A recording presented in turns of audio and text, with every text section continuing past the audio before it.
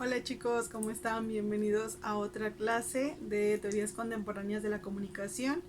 El día de hoy la intro va a ser muy pequeña porque solamente es para saludarlos y para recordarles que nos queda esta otra clase más y luego ahora sí tendríamos nuestra reunión en vivo para los que pueden, y los que no, bueno, ya la van a poder ver grabada.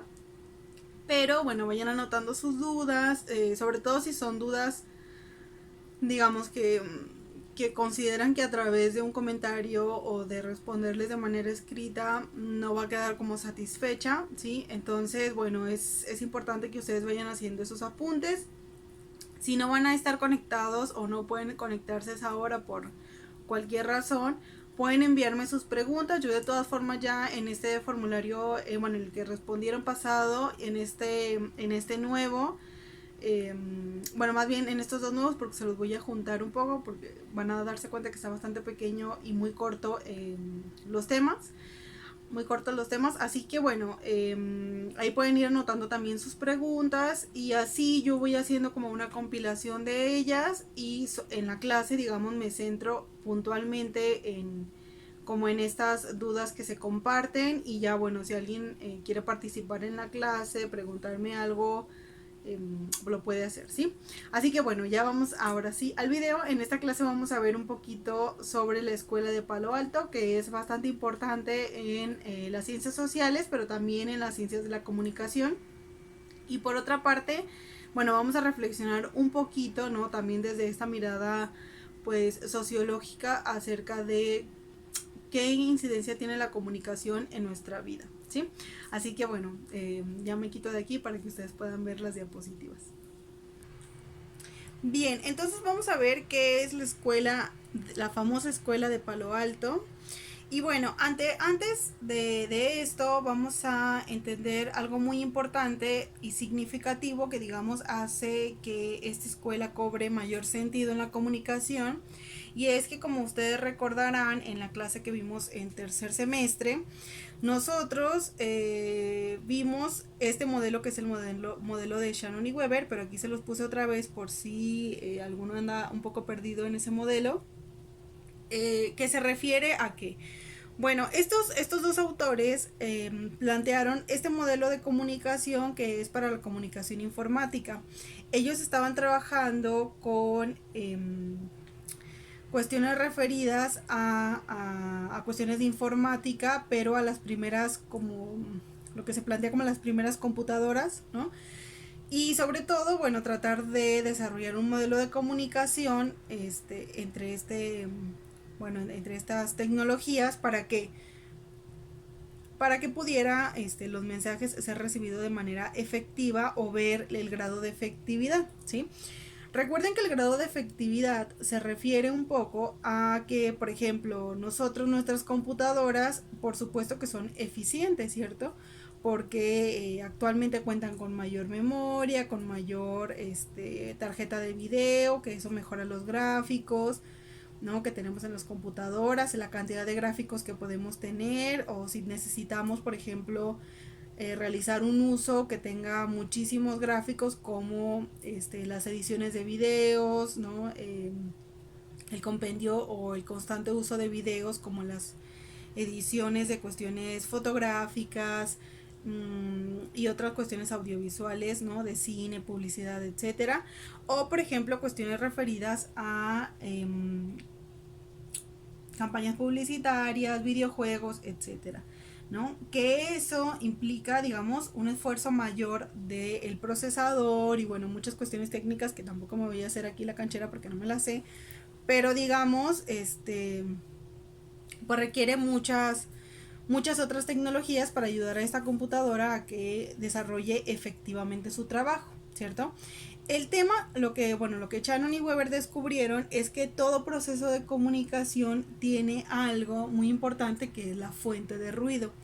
Y esto quiere decir que la comunicación no siempre llega, ¿no?, en la forma en la que el emisor o la fuente, en este caso, plantea el mensaje, ¿cierto? Sino que siempre por X o Y hay una fuente de ruido, y es muy importante que se tome en cuenta esta fuente de ruido porque entre mayor se reduzca, ¿no?, la posible cantidad de ruido que pueda desarrollar un mensaje, pues más efectiva va a ser la comunicación, ¿sí? No sé si ustedes se acuerdan de este modelo, que nosotros lo vimos en tercero, pero les digo, bueno, aquí está el modelo un poquito para que lo vean, que está referido a las primeras computadoras, ¿sí? A la información que se transmite a través de las primeras computadoras. Pero bueno, esto es muy importante, ¿por qué? Porque ellos, bueno, no tenían el compromiso ni el propósito, vaya, de desarrollar un modelo para la comunicación humana. Entonces, cuando ellos desarrollan este modelo, ¿no?, hay muchos investigadores de la época que se plantean la necesidad de elaborar más bien un modelo de comunicación que sea propio y específicamente para las ciencias humanas. ¿Por qué? Porque se dieron cuenta que esta forma de pensamiento, ¿no?, engloba bastante el cómo nosotros transmitimos información desde la humanidad y no a través solamente de los procesos tecnológicos, ¿sí?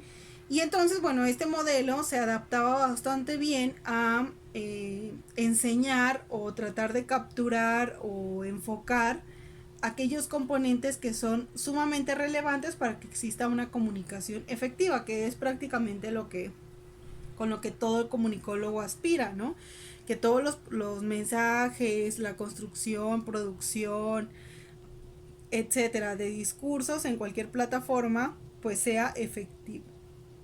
Entonces, bueno, los investigadores de la época saben que este modelo, y se dan cuenta que este modelo es funcional, pero que, o sea, no se adapta tan a la perfección, ¿no?, a un modelo de comunicación de los humanos, ¿no?, de las ciencias, referida a las ciencias humanas. Entonces, a partir de ello hay varios autores como Gregory Bateson, Ray Birdwhistell, Edward Hall, Erwin Hoffman y Václavic, que son miembros de lo que se llama el colegio, o lo que ellos llamaron el colegio invisible, pero fueron más conocidos por lo que ahora conocemos como la escuela de Palo Alto, ¿sí? Y eso es ¿por qué? Porque, bueno, el lugar donde ellos trabajaban estaba ubicado afuera de la ciudad de San Francisco, en Estados Unidos, en Palo Alto, y por eso, bueno, le llamaban la escuela de Palo Alto, ¿no? O sea, ellos se llamaron el colegio invisible, pero al final tuvieron otro nombre.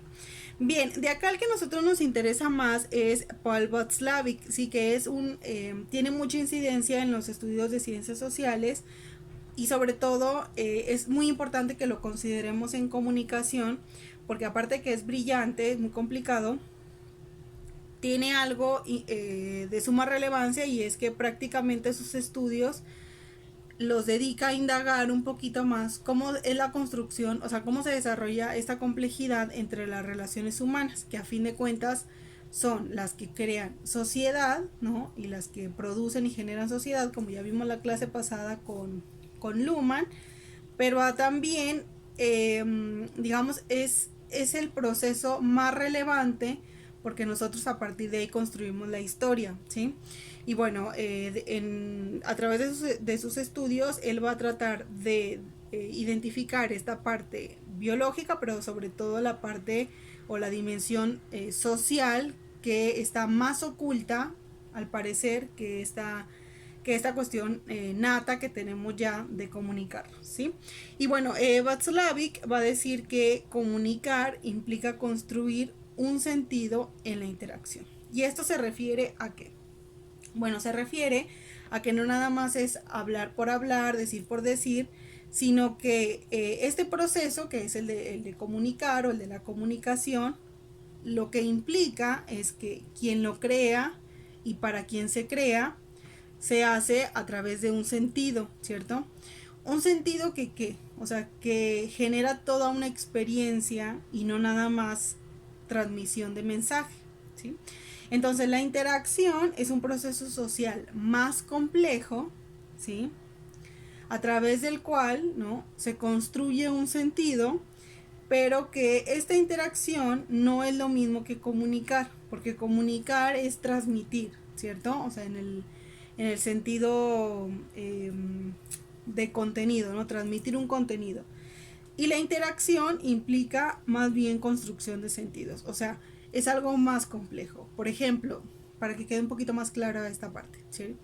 Yo le puedo decir a una persona que desconozco que, no sé, la quiero mucho, ¿cierto?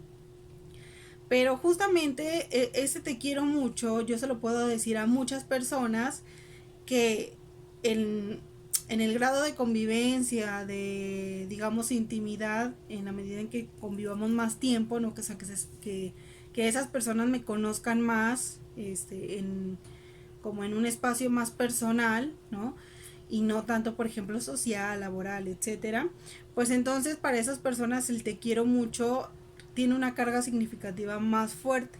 Y lo que eso construye es sentido, ¿cierto? Porque yo puedo decir, como les digo, te quiero a mucha gente, pero, o sea, hay te quieros que nosotros sabemos son más profundos, ¿cierto? ¿Y por qué lo sabemos? Pues porque ya hay una especie de complicidad. Eso se refiere a la interacción, ¿sí? O sea, hay una interacción más fuerte.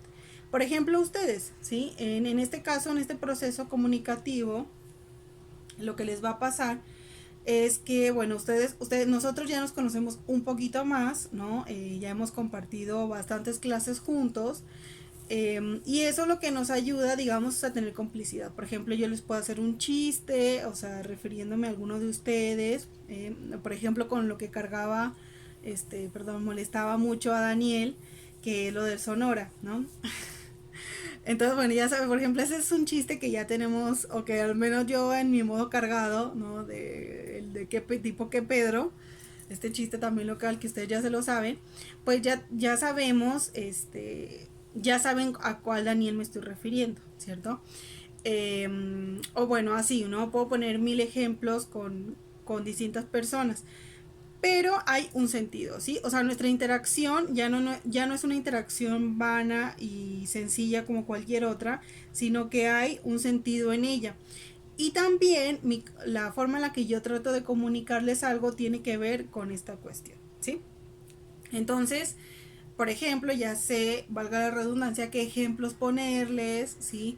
Sé, o sea, que muchos de ustedes necesitan que exista pluralidad también en los ejemplos, porque si no, si yo les doy solo un ejemplo, no se entendería la clase o no podrían como tratar de entender la información.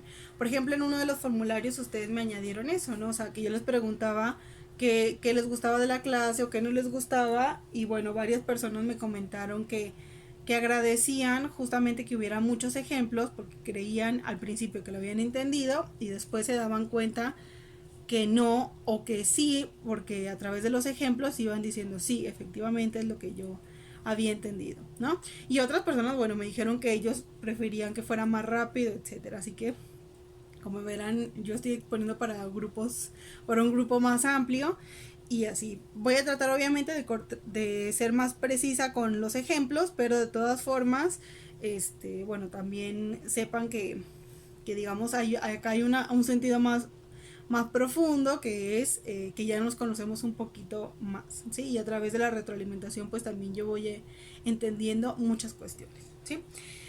Bueno, muy bien, entonces nos quedamos con esta parte, ¿no? Comunicar implica construir un sentido en la interacción.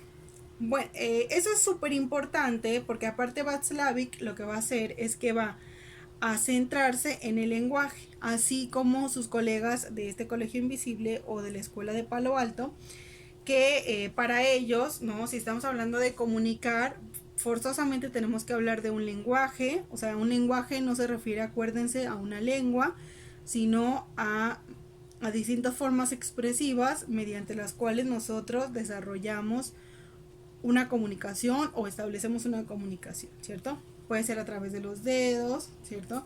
Puede ser a través de nuestra cara, puede ser a través de nuestra voz, puede ser a través de muchas cuestiones. Entonces, bueno, eso es sumamente importante. Bien, también es algo de suma relevancia esta cuestión que les voy a comentar, y es que el lenguaje, como ya de alguna forma han visto en algunas clases, es un vasto sistema de símbolos, ¿sí? Y las palabras se utilizan para significar cosas. Eso quiere decir que no nada más las utilizamos porque nos sirven como una forma de intercambio, como si fuera un trueque, sino que también nos sirve para construir significados, ¿sí? Como el tema del te quiero, ese ejemplo es bastante ilustrativo, ¿no? O sea, yo le puedo decir, por ejemplo, te quiero a mi abuela, ¿no? Y se va a sentir de una manera muy diferente a si le digo te quiero a una pareja o a mi gatita o a mis hermanos, a mis papás, ¿no? A mis amigos, a mis alumnos. Bueno, con cada uno de ellos el significado que se construye también sobre ese lenguaje es distinto, ¿sí? Bueno, y este lenguaje lo que nos permite es hacer posible que todos los signos que existen en él tengan un significado más profundo, ¿sí? ¿Cómo podríamos explicar también esta parte? Bueno, nosotros, por ejemplo, tenemos palabras que son palabras, este es un chiste, pero es bastante ilustrativo este ejemplo. Tenemos palabras que son buenas, ¿no? Que se portan bien, que cumplen, son responsables, me imagino, respetuosas. Y luego tenemos del otro lado unas palabras malas, que se portan mal, que no le hacen caso a su mamá, ¿no? Y muchas cuestiones así. Bueno, esas siguen siendo palabras, ¿cierto? O sea, una mala palabra es una palabra. El tema de malo lo construye la sociedad, ¿sí? En algún punto de la vida hay palabras que han sido muy groseras y que ahora, bueno, no tienen la mayor, digamos, relevancia, ¿sí? O sea, todavía no se han portado tan bien, o sea, siguen siendo malas, pero pese a ello no son tan malas, ¿cierto? Hay grados de maldad en las palabras también. Y bueno, esa maldad, ¿quién la percibe o quién la desarrolla? Los humanos, ¿cierto? Los grupos sociales, en especial los grupos humanos, son aquellos que determinan cuáles son las palabras buenas y cuáles son las palabras malas, ¿sí? Las que se portan mal y hay que darles unas nalgadas o hay que regañarlas o algo hay que hacer con ellas porque se portan mal, ¿sí? Son las rebeldes. Entonces, bueno, a través de ese chiste se puede entender bastante bien que las palabras no solamente significan cosas, sino que también son símbolos, ¿no? Que ya tienen una ideología, idiosincrasia en ellas, ¿no? Y que hacen posibles todos los demás signos, que sería, por ejemplo, un signo también puede ser la moralidad, es decir, lo que está bien, lo que está mal, puede ser nuestra cultura, ¿cierto? Yo les puedo decir una palabra, una grosería en otros idiomas o en otras variantes del español y si ustedes no lo conocen, seguramente no lo podrán saber. Lamentablemente no les puedo hacer, tengo un chiste muy bueno. Ese chiste es tremendo, pero bueno. No se crean, es que no quiero que quede grabado, pero les voy a decir un poquito, ¿sí? Bueno, estábamos en una clase en Argentina, del posgrado, y bueno, en mi salón había varios latinoamericanos, ¿no? Además de los argentinos, de otras partes de Latinoamérica, colombianos, venezolanos, chilenos, peruanos, ¿de dónde más había? Había hondureños, había unos italianos, que no, ellos no son directamente latinoamericanos, no, pero bueno, había mucha gente de muchas partes del mundo, ¿no? Y entonces estábamos viendo cuestiones de algo que se llama contacto de lenguas, que es cuando cuando dos grupos sociales viven tan juntos o por X o Y de la vida se juntan y entonces empiezan a desarrollar un lenguaje en común que integre, ¿no?, lo que conocen más las cosas que van conociendo del lugar en donde están. Un claro ejemplo de esto es el Spanglish en las fronteras, ¿cierto? Que bueno, es la unión es la frontera entre dos países que tienen dos idiomas instaurados, digamos, en ese espacio geográfico, que también puede haber, bueno, obviamente grupos indígenas y demás, pero que a través de la convivencia pues van desarrollando como una especie de sublenguaje o lenguaje en común. Bueno, Una de mis amigas y compañeras venezolanas, ella, pues era bastante expresiva, ¿no? Como sabrán, todos los venezolanos son bastante expresivos. Pero ella era súper mal hablada. O sea, siempre estaba, no, marica, tal cosa, marica, marica, no, marica, ese weón, bla, bla, bla, ¿no? Que esas son, digamos, groserías leves. Bueno, y llegó un punto en el que la profe empezó a decir, bueno, este fenómeno, el contacto de lenguas, se puede percibir mucho a través de discursos culturales muy de la oralidad, por ejemplo, las leyendas, los cuentos, ¿no? Un típico cuestión tipo La Llorona, cosas así, donde haya también cosas paranormales y demás. Y entonces ella dijo, ay, sí, en mi pueblo, no sé qué cosa, hay un señor al que le decían cara de, le voy a poner de V, y ya seguramente van a saber qué significa, ¿no? Cara de V, y entonces todos nos quedamos en el salón como de, ¿lo dijo o no lo dijo, no? Porque ella muy, pero así, imaginen clase de posgrado, ¿no? Y entonces dijo esto de cara de V. Y la profe se le quedó viendo con cara de que, ¿qué acabas de decir? Y le dice, ¿cómo, Verónica? Y le dice, sí, sí, es que al trailero, al amigo de mi papá, le decían cara de V, ¿no? Y todos pues nos estallamos a reír, ¿por qué? Porque ella no notó, ¿no? Esta diferencia entre que efectivamente esa es una mala palabra, pero aparte, o sea, para, digamos, también el contexto mexicano y el contexto argentino es brutal, ¿no? O sea, no es una palabra que se utilice con mucha normalidad. Entonces, bueno, y ella iba a expresar, bueno, que al trailero amigo de su papá que tenía eso, ¿no? Que porque estaba feo, era porque estaba feo. Entonces le decían que por eso tenía, bueno, ese era el nombre en el que ella le daba, ¿no? Pero fíjense cómo ahí nosotros, ese momento fue tremendo, ¿por qué? Porque esas palabras hacía que todas las otras cosas significaran, ¿cierto? ¿En qué medida? En que, para empezar, nos dio risa, ¿sí? ¿Por qué? Porque es un momento muy chusco, que, digamos, son momentos no intencionales que dan bastante risa porque están muy fuera de lugar, ¿sí? Entonces, bueno, de esa manera lo que estos investigadores de Palo Alto hacen es que deciden concentrarse en el lenguaje, porque el lenguaje, ¿no? Y a partir de del llevar a cabo el lenguaje, que sería comunicar, ¿no? Se construye un sentido mayor, que no es nada más la de transmitir ideas, sino de interactuar, transmitir símbolos, ¿no? Intercambiar símbolos, significados y también posibles usos nuevos. Entonces, de esta manera, los actos, los objetos y las palabras existen y tienen un significado, no solo porque han sido descritas o puedan ser descritas mediante el uso de palabras, sino como vimos, porque tienen algo más allá, ¿sí? O sea, tienen un significado, con mayor profundidad. Bien, y esto se debe a una corriente teórica, sobre todo de filosofía, que se llama interaccionismo simbólico, ¿sí?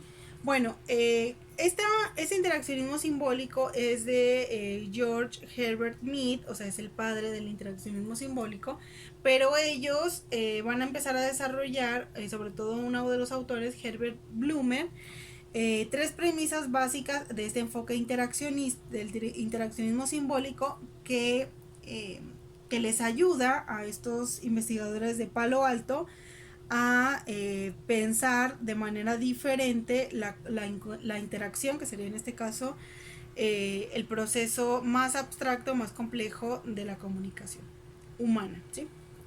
Bueno, en este interaccionismo simbólico, Herbert Blumer menciona que la gente actúa sobre la base del significado que le atribuye a los objetos y situaciones que los rodean.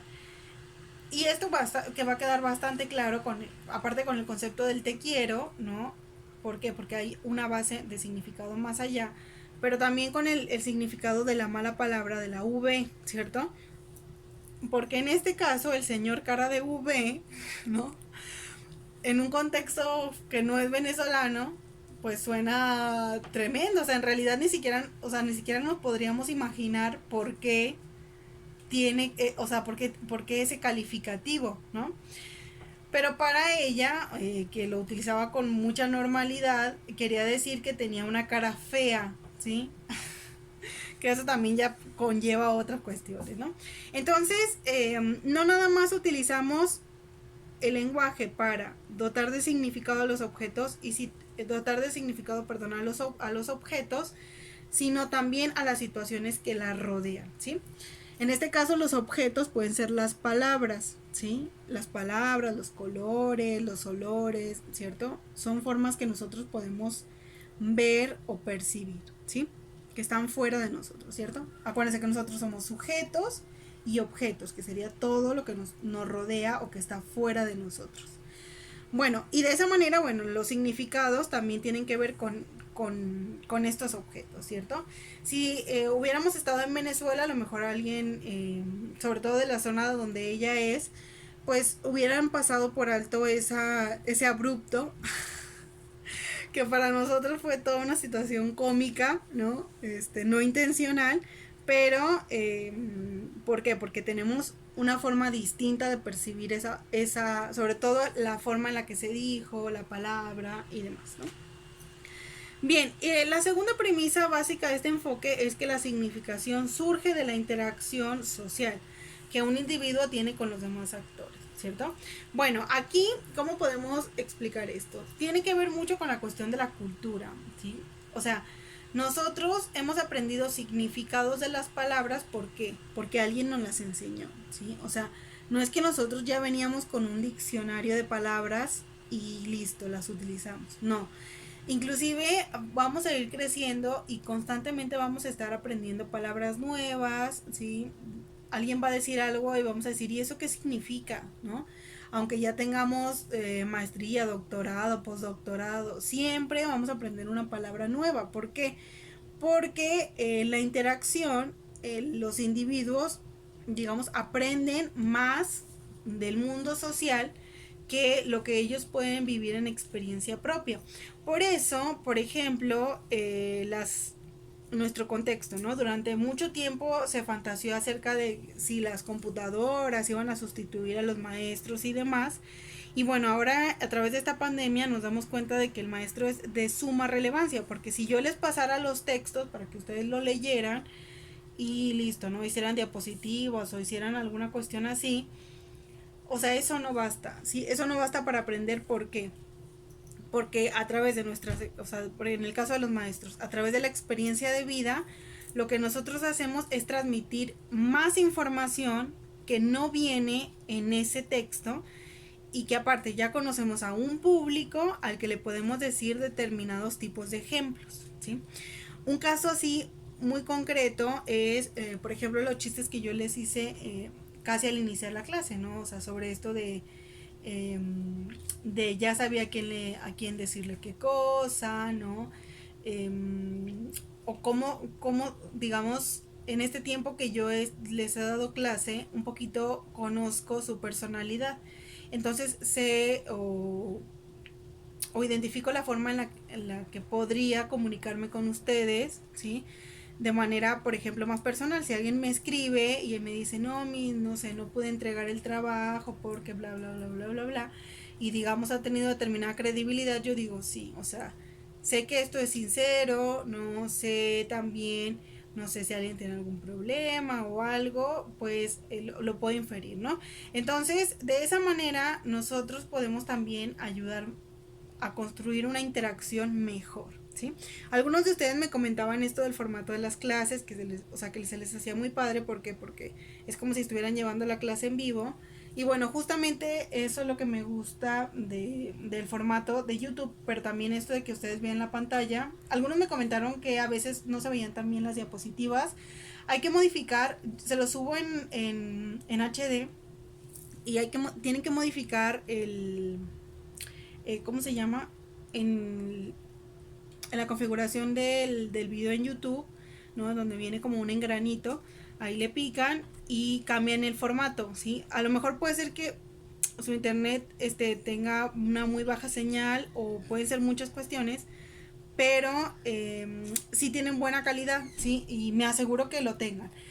De igual forma, si ustedes no entienden en alguna diapositiva, pueden escribirme y yo les comparto, ¿no?, la diapositiva, o les comparto la información que viene ahí, ¿sí?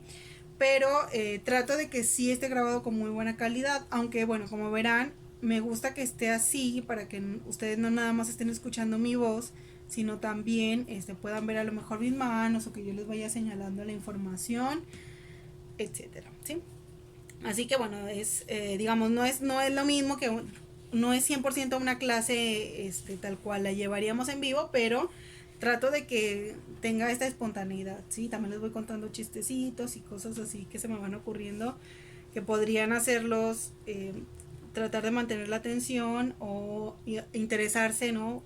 En plan, ponerle atención al chisme, ¿no? En este caso a los ejemplos.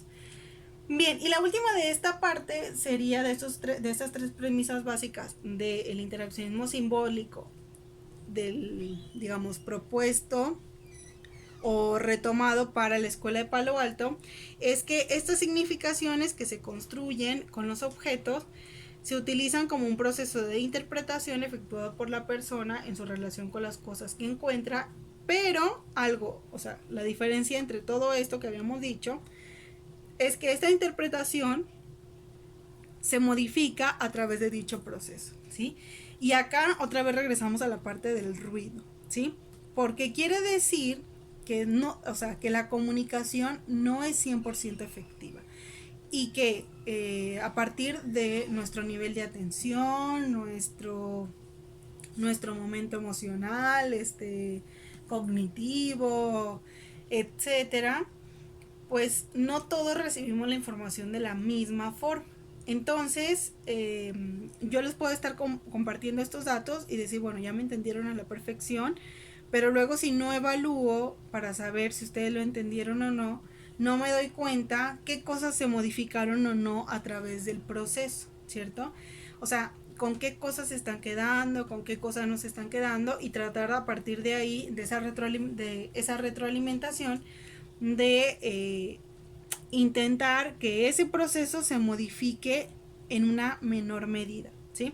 Pero siempre se va a modificar. ¿Por qué? Bueno, pues porque somos humanos, y porque aparte de comunicarnos, también tenemos un cerebro que va acomodando nuestras experiencias de vida, nuestras emociones, nuestras inteligencias, ¿no? Y muchas cosas más que no dependen directamente del mensaje, sino de la persona que recibe el mensaje. Y eso, bueno, lo habíamos visto en tercero, no sé si lo recuerdan. Bien, ahora sí vamos a ver algunas cuestiones importantes de Paul Václavic, ¿sí? Este autor considera la existencia... otra cosa que les iba a decir. Es Václavic, ¿por qué? Porque la W en alemán se pronuncia como B, ¿sí? Como B, así. Entonces sería Paul Václavic, ¿sí?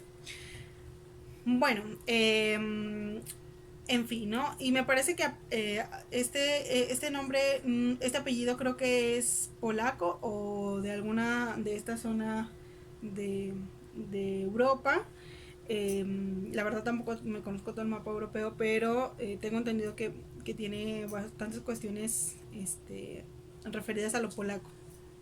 Bueno, en fin, esa es información que cura. Bien, entonces este autor, que es de los más importantes en para entender la comunicación, considera la existencia de una serie de cuestiones que están siempre presentes en los actos en los que nosotros le vamos dando sentido a los objetos, que sería la interacción, ¿sí? O sea, la interacción con los objetos. Y estos se llaman acciones, ¿sí? Bueno, Paul Václavic lo que nos dice es que todo comportamiento es una forma de comunicación, ¿sí? Es decir, es imposible comunicar porque nosotros lo hacemos a través de todo nuestro cuerpo, de nuestra mente, de todo, ¿sí? Siempre estamos comunicando. Entonces no hay que pensar que el lenguaje está, digamos, limitado solamente a la parte lingüística o a la parte eh, de un lenguaje audiovisual o algún lenguaje sonoro puntualmente, sino más bien está relacionado con toda la comunicación humana en todas sus formas, ¿sí? Obviamente estamos hablando aquí de comunicación humana, pero nosotros sabemos que también hay áreas de la comunicación que se especializan en identificar cómo se comunican otros seres vivos o también otros seres no vivos, ¿sí? Si ellos tienen comunicación o no, etc. Bueno, entonces es imposible no comunicar, ¿sí? Otra cosa que nos va a decir Václavic es que toda comunicación tiene un nivel de contenido y un nivel de relación. Y esto es de suma relevancia, ¿sí? ¿Por qué? Un nivel de contenido se refiere obviamente a la cantidad de información y a la calidad de información, ¿no? Nosotros, por ejemplo, nos podemos aburrir si no tenemos un hábito académico. Al escuchar una conferencia de 1 hora y media, 2 horas, decimos, ay no, qué aburrido, ¿no? Ya me perdí, o sea, no sé en qué momento me perdí la conversación.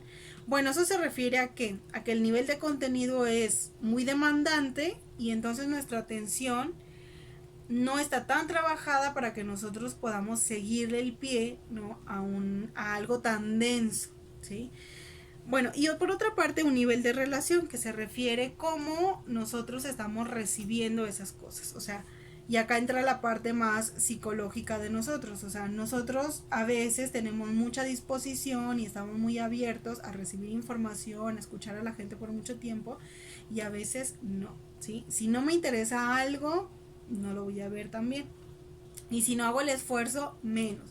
Entonces, eso es sumamente importante, ¿no? O sea, todo comunica, pero nosotros no le prestamos el mismo nivel de atención, ni tampoco tenemos un nivel de relación estrecho con todos los tipos de comunicación. Depende mucho, bueno, de qué tanto hayamos estudiado qué tipo de comunicación, ¿sí? Por eso ustedes se van a ir especializando en las áreas donde más les guste o en donde quisieran colaborar a la sociedad. ¿Por qué? Porque todas ellas implican el desarrollo de aptitudes que les permitan llevar a cabo, ¿no? O ejecutar esos procesos de manera, o sea, de la manera más efectiva posible, ¿sí? Bueno, y lo que nos dice este autor es que cada acto comunicativo provee información sobre cómo el que habla quiere ser entendido y que le entiendan, y también sobre cómo las personas van a entender el mensaje, ¿no? Que es un poquito lo que habíamos dicho. ¿Se acuerdan que esto obviamente inspira? Creo que verlo también lo comparte, o sea, lo cita Václavic, pero está muy referido a la parte de la fidelidad de la comunicación de los mensajes, de verlo, a ese capítulo puntual, en donde, bueno, verlo explica que hay que tener actitudes hacia el mensaje, hacia el receptor, hacia sí mismo, ¿no? O sea, como fuente, también habilidades comunicativas, dependen mucho de nuestros sistemas sociales y también depende mucho las aptitudes, ¿no? Que tengamos sobre la información. Así que bueno, eso lo pueden ir retomando de sus apuntes, y si alguno de ustedes se quedó un poco perdido en esa parte, díganme, yo les paso el link porque este semestre estoy dando esa materia, así que cuando dé la clase, bueno, les puedo compartir ese link, ¿sí? Bien, otra cosa que nos va a decir Václavic es que la naturaleza de una relación depende de la forma de pautar las secuencias de comunicación que cada participante establece. Y esto se refiere a que, bueno, a lo que socialmente se va permitiendo, ¿cierto? Cuando yo tengo un círculo muy íntimo, pues entonces puedo dejar que esa otra persona a la que quiero mucho consuma un poquito más de mi energía, ¿cierto? Pero si no, jamás. Ustedes, por ejemplo, a menos que no o sea, que al menos que estén interesados en la materia, en esta o en cualquier otra, en la universidad, si no tienen o no desarrollan una relación, ¿no? De apertura, pues les va a costar mucho más llevar a cabo las materias. ¿Por qué? Porque hay como una especie de negación a llevarla. Entonces, eso lo que va a permitir es que la relación comunicativa obviamente exista porque se da, pero lo que propone es que esa secuencia de comunicación pues tenga una relación menos estrecha, ¿sí? Bien, y luego acá tenemos que en toda comunicación existe un nivel digital. El nivel digital se refiere a lo que se dice, ¿sí? O sea, lo que realmente, o sea, a la parte de lo que está, ¿sí? O sea, digital en la medida en que ahí está tal cual, ¿cierto? Ustedes, por ejemplo, aquí ven las letras, esto es lo que se dice, ¿cierto? Sería la parte digital. Pero también hay un nivel analógico, que sería el cómo se dice. ¿Por qué tienen estos conceptos?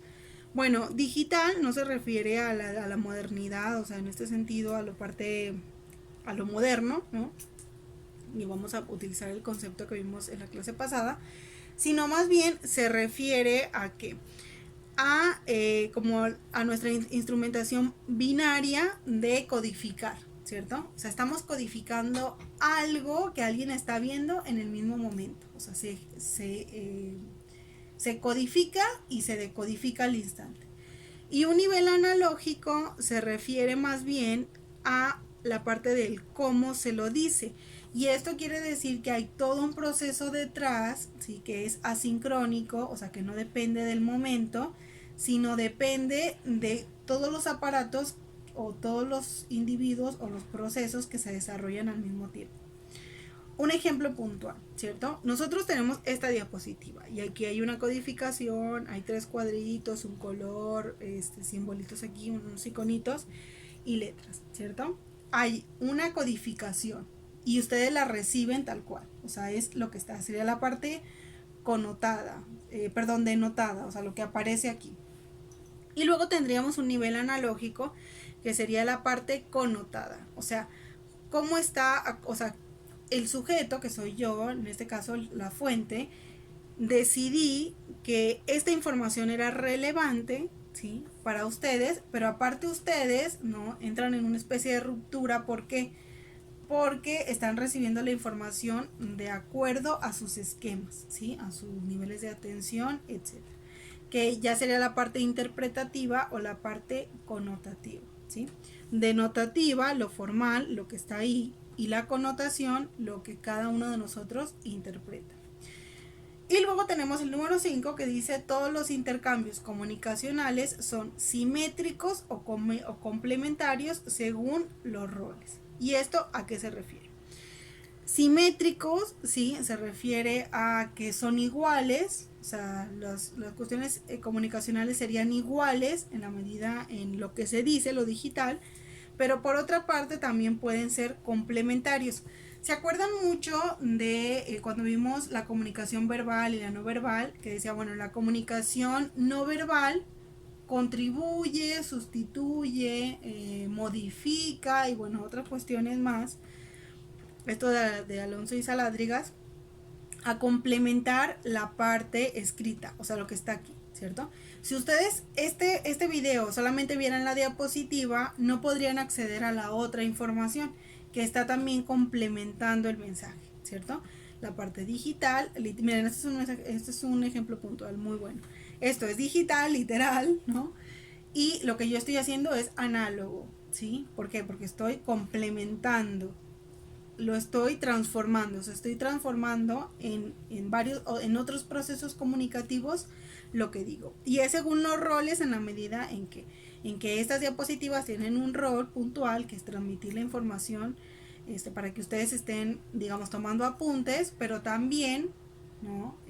Puedan hacer capturas o qué sé yo, pero también está mi parte no verbal, que sería la parte complementaria, en la que yo estoy orientando cómo se tienen que interpretar estas diapositivas. Muy bien.